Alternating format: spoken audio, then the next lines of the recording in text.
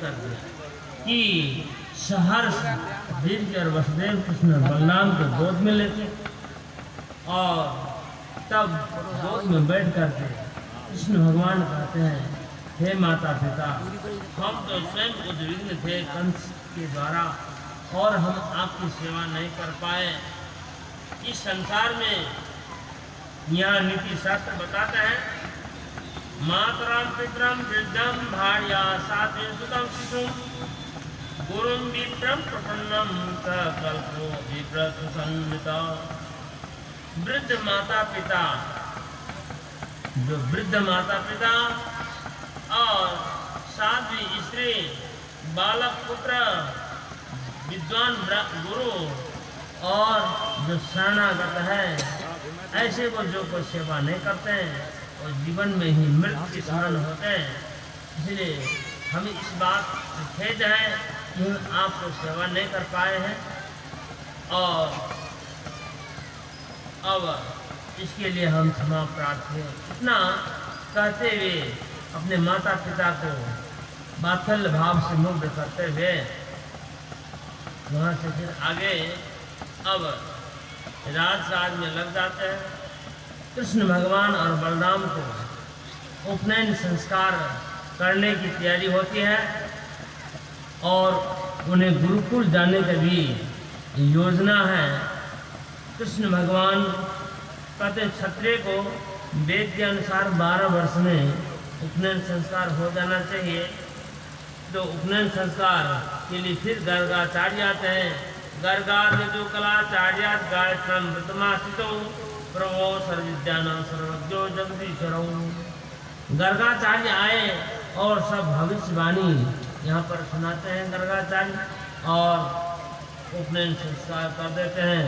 देखिए, नामकरण संस्कार भी गर्गाचार्य ने ही किया और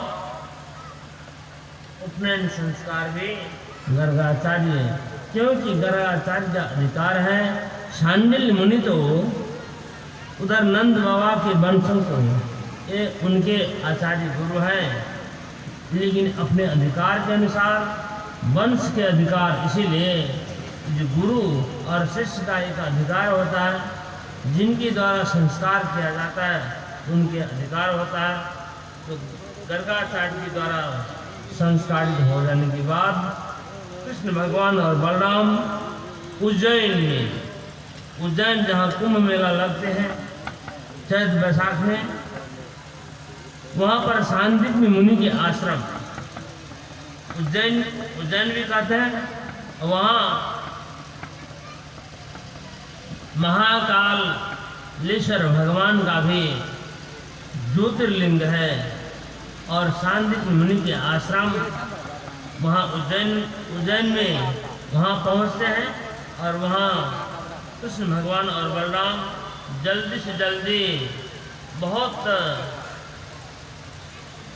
अल्प समय में सारा धनुर्वेदम धर्मान न्याय प्रधान तथा विद्याम राजनीति षड्विधाम। धनुर्वेद, धर्मशास्त्र, न्याय शास्त्र, आंतरिक विद्या, राजनीति आदि सब बहुत समय में ही, अल्प समय में अध्ययन कर ले और समावर्तन संस्कार के लिए तैयार हो जाते हैं और कहते हैं, हे गुरुजी, अब हम अपने घर जाना है, आप कहिए आपके गुरु दक्षिणा के रूप में क्या दिया जाए। देखिए, यहाँ पर एक अनुमति भी लेते हैं। ऐसे तो गुरु दक्षिणा के लिए जो कुछ भी दे सकते थे भगवान, लेकिन अनुमति लेते हैं या आपके गुरु दक्षिणा के रूप में क्या दिया जाए। अब सांदीपनि मुनि भी विचार करते हैं कि भगवान से क्या मांगे, जो ऐसा चीज मांगा जाए जो कोई संसार में नहीं दे सकते। संसार में नहीं देने वाले चीज ऐसा कौन सी चीज है। सांदीपनि मुनि विचार करते हैं, अपनी पत्नी से सलाह करते हैं कि ये जो जगदीश्वर है इनसे क्या मांगा जाए। उनकी पत्नी का सबसे प्रिय पुत्र होता है और सांदीपनि मुनि के पुत्र प्रभास क्षेत्र में समुद्र के लहरों में न जाने कहाँ पर खो गया और पुत्रहीन हो गए। इस वियोग के कारण सांदीपनी मुनि की पत्नी कहती है, हे ऋषिवर, ऐसे महापुरुष से हमें पुत्र मांगना चाहिए जो पुत्र खो गया है। तो सांदीपनी मुनि कृष्ण भगवान से कहते हैं, हे भगवान, ঠিক আছে তো কোন বলছ আমরা করুনে নেনে ওতে ডিস্টার্ব नहीं नहीं सम्मंत्रे पत्नाता महानरे तम बालम समाजम बहुहा नित्य आरुह्य स्मरको महारथो रतम प्रभासम